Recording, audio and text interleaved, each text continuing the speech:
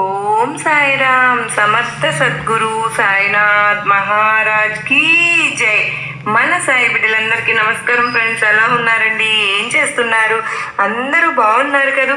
మన సాయినాథుని దయ వలన అందరూ బాగుండాలని మనస్ఫూర్తిగా బాబావారిని కోరుకుంటూ ఆ సాయినాథుని కృప కరుణ కటాక్షములు మనందరి పైన మెండుగా ఉండాలి అని మనస్ఫూర్తిగా బాబావారిని వేడుకుంటూ ఈరోజు సాయి తరపున నేను కూడా కోరుకుంటూ ఉన్నానండి. ఈరోజు వచ్చినటువంటి సందేశం ఏంటి అంటే కనుక 100 జన్మల అదృష్టం ఉంటేనే ఇప్పుడు నేను చెప్పేటటువంటి సందేశాన్ని వినగలుగుతావు.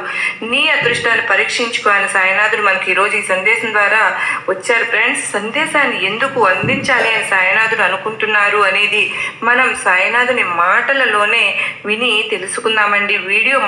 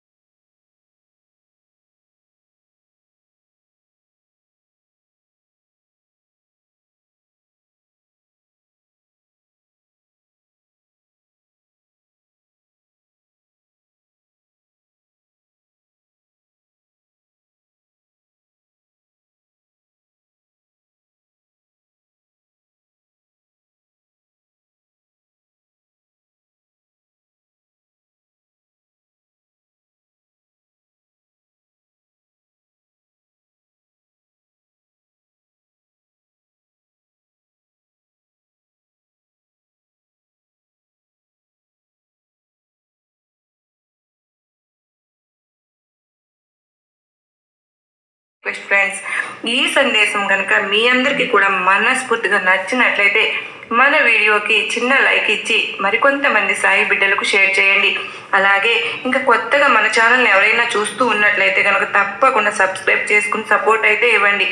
ఎలాంటి సమస్యలు ఉన్నా నాకు తప్పకుండా మరచిపోకుండా కామెంట్ అయితే రాయండి. ఇప్పుడు సాయినాథుని సందేశాన్ని తప్పకుండా తెలుసుకుందామండి. ఎక్కడెక్కడో ఏదేదో ప్రయత్నాలు చేసి విసిగి వేశారిన మాకు అక్క మీ సందేశం బాబావారు ఇచ్చేటటువంటిది మాకు ఎంతగానో 100కు 100% పరిష్కారం అనేది లభించిందక్క. చాలా నమ్మకంగా మేము బాబావారి సందేశాలను ప్రతిరోజు కూడా వింటూ ఉంటాం.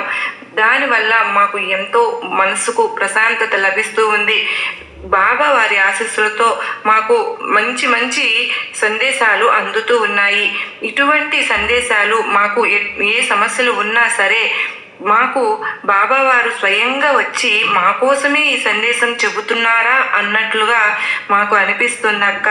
మీకు ధన్యవాదములు అని చాలామంది చెప్తూ ఉన్నారండి. ఇంకా వారి సమస్యలు కూడా చెబుతూ ఉంటే ఒక్కొక్క సమస్య వింటూ ఉంటే నా మనసు కూడా చాలా పరితపిస్తుంది. బాబావారిని నేను కూడా మనస్ఫూర్తిగా బాబా వాళ్ళు ఇంత బాధపడుతూ ఉన్నారు తండ్రి, దయచేసి మా తరపున అందరికీ కూడా హెల్ప్ చేయండి అని చెప్పి నేను కూడా వేడుకోవడం జరుగుతూ ఉంది. దానికి తగినటువంటి పరిష్కారాలు చెప్పడం కూడా జరుగుతూ ఉంది. ఇక సాయినాథుని సందేశాన్ని విని తెలుసుకుందామా బిడ్డ? మరి 100 జన్మల అదృష్టం ఉంటేనే ఈ సందేశాన్ని నేను చెప్పేటటువంటి సందేశాన్ని వినగలుగుతున్నావు అని సాయినాథుడు మనకు ఈరోజు ఈ సందేశం ద్వారా తెలియపరుస్తూ ఉన్నారు. ఫలితం ఎలా ఉంటుంది అంటే ఎవరికైనా సరే నీకంటూ అవకాశాలు కూడా రావు కాబట్టి అప్పటి వరకు నీ కన్నీటి చుక్కలు నువ్వు తప్ప ఏది కూడా ఆ కాలం అనేది కర్మ అనేది నీకు ఇవ్వదు. ఇప్పటికి నీ కర్మ ఫలితం తీరింది కనుకనే ఆ కర్మ నీ కళ్ళల్లో కన్నీటి వరదలను ఇటు రోజులు కూడా సృష్టించి నిన్ను చిందరవందరగా చేసే విధంగా దెబ్బతీసింది. కానీ ఒకటైతే నిజం, దారి బాగుంటే ప్రయాణం అందంగా ఉంటుంది అంటారు కదా. అలాగే తోడు బాగుంటే ప్రయాణం కూడా జీవిత ప్రయాణం అద్భుతంగా ఉంటుంది అంటారు. నీకు ఇప్పుడు నీ జీవితం కూడా అంతే అందంగా ఉండబోతుంది. ఇప్పటి వరకు నువ్వు అనుభవించినటువంటి కర్మ ఫలితాలు అన్నీ కూడా నీ నుండి పూర్తిగా తొలగించబోతున్నాను. వాటి ద్వారా నీకు రాబోయే జీవితం అందంగా ఉండబోతుంది. నీ దారి కూడా చాలా సులభంగా, నీ ప్రయాణం అత్యంత అంటే ఎటువంటి నష్టాలు లేని కానీ ఎటువంటి బాధలు కానీ లేకుండా ఇక నుండి అందంగా ఆనందంగా ఉండబోతుంది. నువ్వు అనుకున్న జీవితం తప్పకుండా నీకు లభించబోతోంది. నువ్వు అనుకున్న విధంగానే నీ కలను నువ్వు సాకారం చేసుకోబోతున్నావు. అది కూడా రేపు నేను నీకు ఇచ్చే మాట. మరి చెప్తున్నాను చూడు, ఎంత బాధపడుతూ ఉన్నావో. నీ కన్నీరు తుడుచుకో, అయిన వాళ్ళే నిన్ను మోసం చేశారని కుమిలిపోతున్నావా? నీకు ఒక మాట చెప్తాను. ప్రస్తుతం ఈ సమాజంలో మానవ సంబంధాలన్నీ కూడా కేవలం అవసరాలకే బంధాలుగా మారిపోతున్నాయి. వాటన్నిటి గురించి తెలుసు కదా నీకు. అందరితో అందుకే ఎవరితో కూడా ఎంతవరకు ఏ విధంగా ప్రవర్తించాలో అంతవరకే వారితో మసులుకోవాలో నువ్వు జాగ్రత్తగా ఆ విధంగా ప్రవర్తించాలి. మరి ఎక్కువగా నమ్మేసి ఎవరిని కూడా మోసపోవద్దు, ఎవరిని కూడా మోసము చేయవద్దు అని నీకు ఎన్నోసార్లు చెబుతూనే ఉన్నాను. కానీ నువ్వు నా మాటను పెడచెవిని పెట్టేస్తున్నావు. అలాగే ఎప్పుడు కూడా బాబాయ్ ఇలాగే చెబుతూ ఉంటారు, అసలు నాకు చెప్పినటువంటి సమస్య ఏది కూడా తీరలేదు. అసలు ఎప్పుడు కూడా ధైర్యాన్ని ఇస్తున్నారు కానీ ఆ సమస్య నుంచి ఎలా బయటపడవాలి అనుకున్న విధానాన్ని నాకు ఇవ్వడం లేదు. అనుకున్నావే తప్ప నీ జీవితంలో నీకు జరగబోతుంది కూడా జరగలేదు అని, వాటి గురించి నువ్వు ఎందుకు జరగలేదని ఆలోచించావా? ప్రతి ఒక్కరిని నమ్మావు, వారి బంధం దూరం అయిందని ఎప్పుడు కూడా బాధపడుతూ ఉన్నావు. ఎప్పుడూ కూడా కష్టాలను కోరి మరీ తెచ్చుకుంటూ ఉన్నావు. జాగ్రత్తగా ఉండమని నీకు ఎన్నోసార్లు చెప్పాను. కుమిలిపోతూ ఉన్నావు, ఇంకా ఇంకా బాధపడవలసి వస్తుంది. అలాంటి వారిని నమ్మితే జాగ్రత్త. కాలం మారిపోయింది. అతిగా ఎవరిని నమ్మినా కూడా ఇలాగే జరుగుతుంది, ఏదో జరిగిపోతుంది. నీ గతం గురించి నువ్వు ఆలోచించుకోవద్దు. అలాగే దూరమైనటువంటి బంధం గురించి అసలు దిగులు పడవద్దు. ఎప్పుడు కూడా నువ్వు ఎక్కువగా ఆలోచించవద్దు. నువ్వు వద్దన్నా కూడా నీ వాకిలి ముందు ఎప్పుడు కూడా సమయం వేచి ఉంటుంది. నువ్వు ఎదురు చూస్తూ ఉండు. ఆ సమయం రావాలని కోరుకో. నువ్వు పొందిన దానిని, నీ జీవితం నువ్వు ఏదైతే పొందాలని కలలు కొన్నావో దానిని నాడు ఎవరైతే దూరం చేసుకున్నావో వారే వచ్చి నీ ముంగిట నిలుస్తారని ఎప్పుడు కూడా మరచిపోకు. కాలం అనేది ఎప్పుడు ఒకేలాగా ఉండదు. మంచిగా ఉన్న వాళ్ళకి రేపు వ్యతిరేకం కావచ్చు, రేపు వ్యతిరేకంగా ఉన్న వారికి ఇంకొక రోజు మంచిగా ఉండవచ్చు. అలాగే అందుకే చెప్తూ ఉన్నాను, కనుక వారి గురించి నువ్వు నమ్మవద్దు, బాధపడవద్దు. ఈలోపు మరలా నువ్వు మరొక బాధను నువ్వు నెత్తిన పెట్టుకోవద్దు. కనుక జాగ్రత్తగా నువ్వు నీ లక్ష్యాన్ని చేరుకునేటటువంటి సమయం అనేది ఆసన్నమైంది. తప్పకుండా నీకు మంచి రోజులు రాబోతున్నాయి. నువ్వు ఒకరిని గురించి మనసులో పెట్టుకుని అదే కుమిలిపోతూ ఆలోచిస్తూ ఉంటే ఎలాగా? నువ్వు జాగ్రత్తగా నీ లక్ష్యాన్ని, సమయం ఎంతో విలువైంది కాబట్టి జాగ్రత్తగా ఉండవలసిన సమయంలో మరలా నువ్వు ఎక్కువగా ఆలోచనలు అనేవి పెట్టుకుని ఎక్కువగా దిగులు చెందుతూ ఉంటే కనుక ఇక నీకు బాధలకు గురి అవ్వడం నాకు అస్సలు ఇష్టమే లేదు. నాకు ఎక్కువ అసలు నీ మంచి కోరి మాత్రమే నేను చెబుతూ ఉన్నాను. అలాగే నీ మనసులో ఉన్నటువంటి వ్యతిరేకమైనటువంటి ఆలోచనలు, ఇన్ని రోజులు కానటువంటి ఆ పని నాకు అలా రేపు రోజున సాకారం అవుతుంది అని అంటున్నావు బాబా, అది నిజమేనా? అలాంటి అనుమానాలను అసలు నువ్వు ఎందుకు ఆలోచిస్తున్నావు చెప్పు? ఎందుకంటే ఎవరికి ఎప్పుడు ఏ సమయంలో ఎలా ఏ నిమిషంలో ఏం జరుగుతుందో తెలియదు కదా. జీవితంలో వారి రాతను కూడా తలకిందులుగా మార్చేటటువంటి దైవ అనుగ్రహం నీకు తోడుగా ఉంది. అది ఏ నిమిషంలో అయినా సరే నీకు సహాయకరంగా, నీకు మేలు పొందేందుకు అర్హత కలిగిస్తుంది. ఎంతటి కష్టమైనా సరే నిలబడేటటువంటి ధైర్యం నీకు తప్పకుండా ఉంటుంది.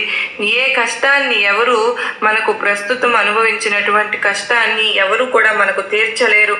కనుక నీ కష్టాన్ని నువ్వే గుండె ధైర్యం చేసుకుని ఎప్పుడు కూడా ధైర్యంగా కష్టాన్ని ఎదుర్కోవాలి. కానీ ఎంతటి వారైనా సరే ప్రతి ఒక్కరూ వారి కష్టాన్ని అయితే ఎదిరించే శక్తి, ఎంతటి నష్టాన్ని అయినా జయించే శక్తి, ఎంతటి బాధనైనా సరే భరించేటటువంటి శక్తి ఇప్పటి వరకు నేను నీకు ఇచ్చానా లేదా?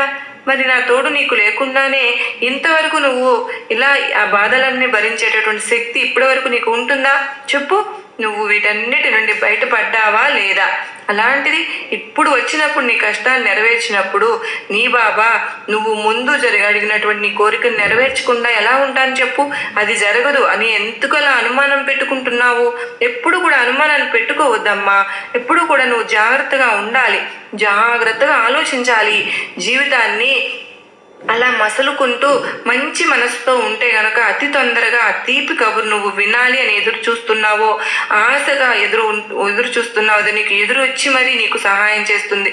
నిన్ను విడిచిపెట్టినటువంటి నీ బంధానికి ఇచ్చినటువంటి నమ్మకాన్ని కూడా నాపై నువ్వు ఇవ్వలేకపోతున్నావు, పెట్టుకోలేకపోతున్నావు. అంటే పూర్తి విశ్వాసాన్ని బాబాపై ఉంచలేకపోతున్నావు. ఎందుకని అలా జరుగుతుందా జరగదా అనేటటువంటి గందరగోళం చిందరవందరగా నువ్వు చేసేసుకుంటున్నావు. గందరగోళంలోనే బ్రతుకుతున్నావు.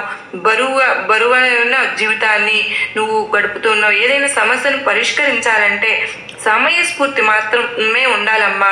సమయస్ఫూర్తితో ఆలోచించి అలాగే ఒకరి సమస్యను పూర్తిగా తెలుసుకోకోకుండా ఉచిత సలహాలు ఇచ్చేటువంటి ప్రయత్నాలు అయితే అసలు నువ్వు మానుకోవాలి.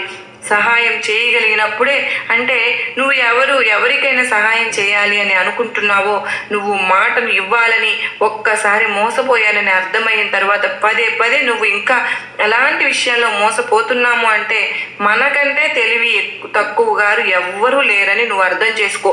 మరి వీటన్నిటి గురించి నువ్వు అవగాహన లేకుండా కనీసం నీకు తెలియని విషయాల గురించి నీకు ప్రతి ఒక్కరిని కూడా నమ్మి మోసపోయి చివరికి భారాన్ని నాపై మోపావు. అయినా సరే నేను నీపై ఎప్పుడు కూడా కోప్పడలేదు. ఎందుకు?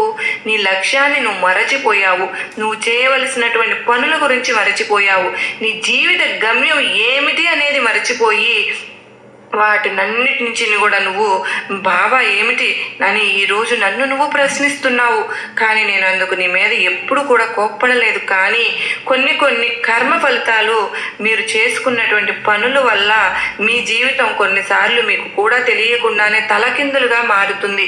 అలాంటి పరిస్థితిని నేను కలిగింది ఇప్పటికైనా నువ్వు తెలుసుకున్నావు కదా. నీకు ఇప్పటికైనా వాటి నుంచి బయటపడాలి.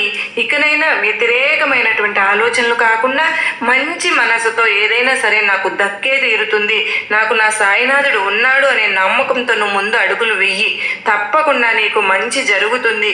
ఇప్పటి వరకు నీకు నీ కల సాకారం కాలేదు అంటే గనుక రేపటి రోజున నీకు ఇంకా మంచి విపరీతమైనటువంటి సంతోషాలను నువ్వు తప్పకుండా అనుభవిస్తావు. నువ్వు అదే దృష్టితో ఎప్పుడు అనుకుని నీ మనసును నువ్వే నచ్చ చెప్పుకుంటూ నీ ఆలోచనలు ఎప్పుడు కూడా మంచిగా పెట్టుకుంటూ నిరంతరం నీ లక్ష్యం వైపు కనుక నీవు దృష్టి సారించితే తప్పకుండా అందులో నువ్వు విజయం సాధించే తీరుతావు. నేను నీకు ప్రమాణం చేసి మరీ చెప్తున్నాను బిడ్డ. నీకు రేపటి నుంచి నీకు ఒక అద్భుతాన్ని చూపించబోతున్నాను. నీకు గతానికి సంబంధించినటువంటి ఆలోచనలు కూడా రూపం నీ లక్ష్యం నువ్వు నెరవేర్చుకునేలా నీకు అందుకు మంచి సహకారాన్ని శివయ్య అనుగ్రహంతో తప్పకుండా నీకు నేను అందించబోతున్నాను.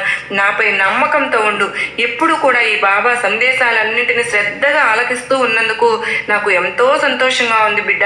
నువ్వు ఎప్పుడు కూడా వెళ్తున్నటువంటి దారి కాస్త నీకు కష్టంగా అనిపించుస్తుంది, కానీ అలా అనిపించిన ప్రతిసారి నువ్వు నడిచేటటువంటి మార్గాన్ని మార్చుకుంటూ చేరాలనుకున్నటువంటి లక్ష్యాన్ని ఇప్పటి వరకు నీకు ఎదురైనటువంటి కష్టాలన్నీ కూడా దాటుకుంటూ నువ్వు వస్తూ ఉన్నావు. ఇన్ని అడ్డంకులను ఇంతటి గడ్డు కాలాన్ని ఎదుర్కొన్నావు.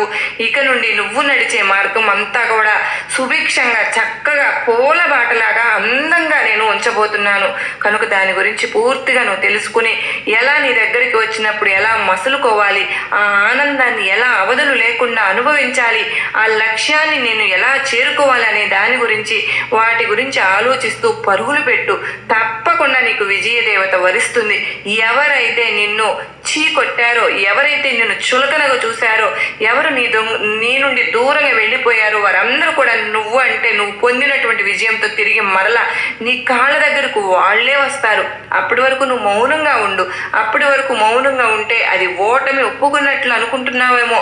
సమయానికి తగ్గట్లుగా మనం ఉండటమే నమ్మ గొప్ప లక్షణం. కనుక అది నువ్వు అలవరుచుకో. అరుపులు గెలుపులు ఎప్పుడూ కావు కదా.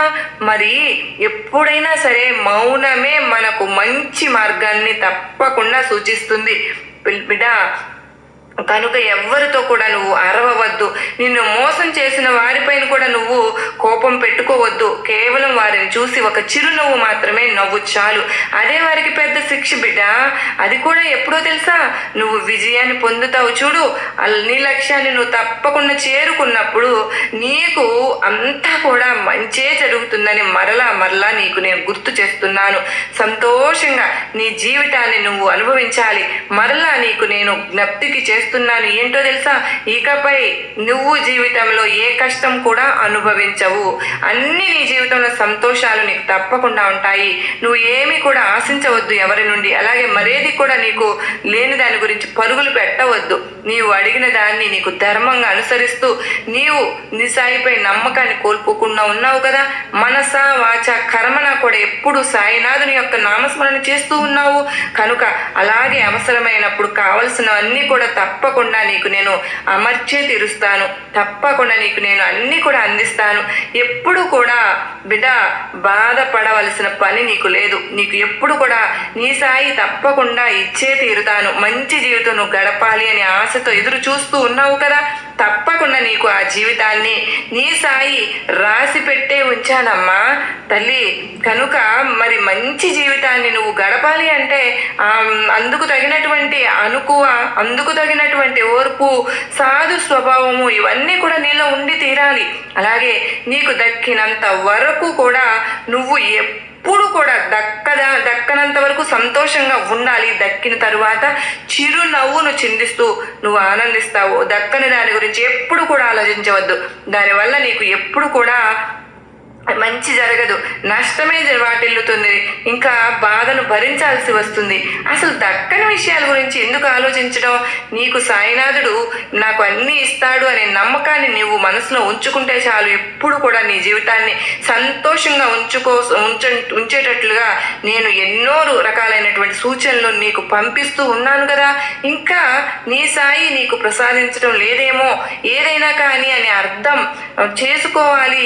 అలా అర్థం ఎందుకు చేయలేదని నీకు అర్థం తెలుస్తుంది. ఏదైతే ఇవ్వలేదని నువ్వు ముందు అనుకుంటున్నావో అది నీకు ఎందుకు పనికిరాదని నేను దాన్ని ఇవ్వలేదని అర్థం చేసుకో. ఎప్పటికీ కూడా నువ్వు ఏదైతే నీకు దక్కడం లేదో దాన్ని ఇంకా ఇంకా ఎక్కువగా నీకు దక్కడం అనేటటువంటి వ్యతిరేకమైన ఆలోచనలు పరుగులు పెడుతూ ఉన్నావు. ఉన్నటువంటి సంతోషంగా ఉన్నటువంటి నీ మనశ్శాంతిని నువ్వు ఇంకా దూరం చేసుకుంటున్నావు. అలా ఎప్పటికీ చేసుకోవద్దు. ఎప్పుడు కూడా చిరునవ్వును నవ్వుతూ ఉండు. అది నీ సాయికి చాలా ప్రీతికరం తల్లి. ఎందుకో తెలుసా? సాయి నిన్ను చూసి ఎప్పుడు కూడా సంతోషంగా ఉండాలని దీవిస్తూ ఉంటాను. నువ్వు నవ్వుతూ ఉంటే నీ సాయి కూడా చాలా సంతోషిస్తాడు. నువ్వు బాధపడుతూ ఉంటే నీ సాయి చూస్తూ ఎలా ఊరుకుంటాడు చెప్పు? మనం బాధపడుతూ ఉండడం వల్ల నువ్వు ప్రతి ఒక్కరూ ఇంకా నీ బిడ్డలు నీ కుటుంబం కూడా బాధపడతారని తప్పకుండా నువ్వు తెలుసుకునివ్వాలి. చూస్తూ నీకు నీ సాయి బాధపడుతూ చూస్తూ ఊరుకుంటానా? ఏదైనా సరే తప్పకుండా నీకు సహాయాన్ని అందిస్తానుగా. సంతోషంగా ఉన్న దాంట్లోనే గడుపు. ఎప్పుడు కూడా మరచిపోకుండా నా నామస్మరణతో ఎప్పుడు కూడా నీ జీవితం సంతోషంగా గడుపుతూ ఉండు. నీకెప్పుడు కూడా నీ సాయి నిన్ను చూసి సంతోషిస్తాడు. కానీ నీవు చెక్కు చెదలని నీ మొక్కలో చిరునవ్వును కూడా చెక్కు చెదలనివ్వకుండా అలాగే ఉంచుకుంటావని ఎప్పుడు కూడా దైవ నామస్మరణ చేస్తూ ఉంటే నీ సాయిని నమ్మిన నాడు ఎప్పుడు కూడా నీకు ఏది కూడా అన్యాయం అనేది జరగదు. తప్పకుండా నీకు మంచే జరుగుతుందని నీకు మరలా నేను వాగ్దానం చేసి మరీ చెప్తున్నాను. సంతోషంగా ఉండడం నేర్చుకో. నిమిషం మారవచ్చు, గంటలు, రోజులు, మాసాలు, సంవత్సరాలు అన్నీ కూడా మారుతాయేమో, కానీ నీకు నీ సాయిపై పెట్టుకున్న నమ్మకం ఎప్పుడు కూడా మారకూడదు. ఎప్పుడు కూడా మనము మర్చిపోకూడదు. ఏమో కానీ నువ్వు చేసినటువంటి మంచి పని ఉంటుందో ఎప్పటికీ మారదమ్మా. నువ్వు చేసినటువంటి మంచి చెడు ఈ లోకంలో ప్రతి ఒక్కరికి కూడా తెలిసే ఉంటాయి. ప్రతి ఒక్కరిని కూడా నువ్వు తెలిసినా తెలవకపోయినా కాలం అనేది నిన్ను అన్నీ కూడా పరీక్షిస్తూ ఉంటుంది, చూస్తూ ఉంటుంది. చెడ్డ పని వెంటాడుతూ ఉంటే మంచి పని కూడా నిన్ను కాపాడుతూ వస్తుంది. కనుక నువ్వు ఎన్ని కష్టాలు వచ్చినా మాత్రం నీ స్వభావం మాత్రం నువ్వు వదులుకోవద్దు. నువ్వు ఎప్పుడు కూడా నువ్వు ఏ స్వభావాన్ని కోరుకుంటావో మంచి స్వభావం నీది. ఎప్పుడు కూడా నలుగురిలో సంతోషంగా ఉండాలని కోరుకున్నటువంటి స్వభావం, మంచి స్వభావం తప్పకుండా నీకు అదే విధంగా ఉన్న ఉన్నప్పుడు నీకు అన్నీ కూడా సంతోషకరమైన రోజులే వస్తాయి. కొన్నిసార్లు జీవితం నిన్ను అతి కఠినంగా పరీక్షించాలని చూస్తూ ఉంటుంది.